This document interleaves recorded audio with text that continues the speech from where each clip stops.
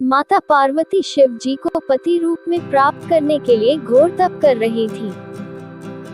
उनके तप को देखकर देवताओं ने शिव जी से देवी की मनोकामना पूर्ण करने की प्रार्थना की।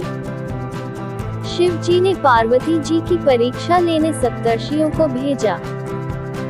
सप्तर्षियों ने शिव जी के सैकड़ों अवगुण गिनाए, पर पार्वती जी को महादेव के अलावा किसी और से विवाह मंजूर न था।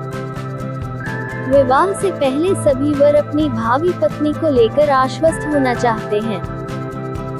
इसलिए शिव जी ने स्वयं भी पार्वती की परीक्षा लेने की ठानी। भगवान शंकर प्रकट हुए और पार्वती को वरदान देकर अंतर्ध्यान हुए। इतने में जहां वह तप कर रही थी, वही पास में तालाब में मगरमच्छ ने एक लड़के को पकड़ लिया। लड़का जान बचाने के लिए चिल्लाने लगा। पार्वती जी से उस बच्चे की चीख सुनी न गई। द्रवित हृदय होकर वह तालाब पर पहुंची।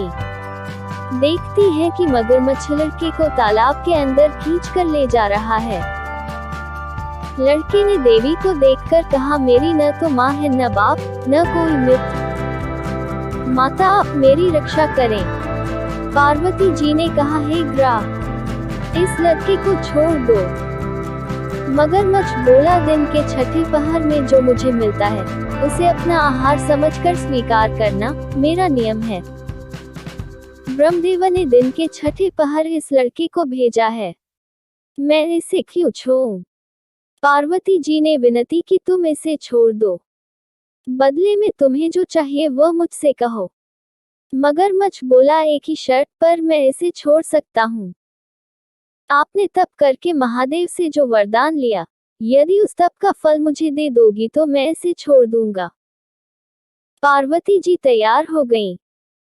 उन्होंने कहा, मैं अपने तप का फल तुम्हें देने को तैयार हूं, लेकिन तुम इस बालक को छोड़ दो। मगरमच्छ ने समझाया, सोच लो देवी, जोश में आकर संकल्प मत करो। हजारों वर्षों तक जैसा तप किया है वह देवताओं के लिए भी संभव नहीं। उसका सारा फल इस बालक के प्राणों के बदले चला जाएगा। पार्वती जी ने कहा, मेरा निश्चय पक्का है, मैं तुम्हें अपने तप का फल देती हूँ, तुम इसका जीवन दे दो। मगरमच्छ ने पार्वती जी से तपदान करने का संकल्प करवाया। तप का दान होते ही मगरमच्छ का देह तेज से चमकने लगा।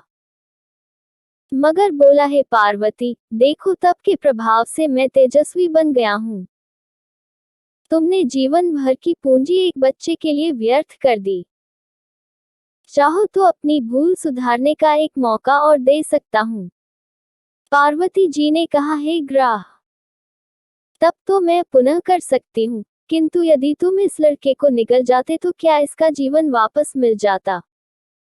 देखते ही देखते वह लड़का अदृश्य हो गया। मगरमच्छ लुप्त हो गया। पार्वती जी ने विचार किया, मैंने तप तो दान कर दिया है, अब पुनः तप आरंभ करती हूँ। पार्वती ने फिर से तप करने का संकल्प लिया। भगवान सदाशिव फिर से प्रकट होकर बोले, पार्वती, भला अब क्यों तप कर रही हो? पार्वती जी ने कहा, प्रभु, मैंने अपने तप का फल दान कर दिया है। आपको पति रूप में पाने के संकल्प के लिए मैं फिर से वैसा ही घोर तप कर आपको प्रसन्न करूंगी। महादेव बोले, मगरमच्छ और लड़के दोनों रूपों में मैं ही था। तुम्हारा चित्त प्राणी मात्र में अपने सुख दुख का अनुभव करता है या नहीं, इसकी परीक्षा लेने को मैंने ये लीला रची। अनेक रूपों में दिखने वाला मैं एक ही एक हूँ। मैं अनेक शरीरों से अलग निर्विकार हूँ। तुमने अपना तप मुझे ही दिया है, इसलिए अब और तप करने की जरूरत नहीं। देवी ने महादेव को प्रणाम कर प्रसन्न मन से विदा किया।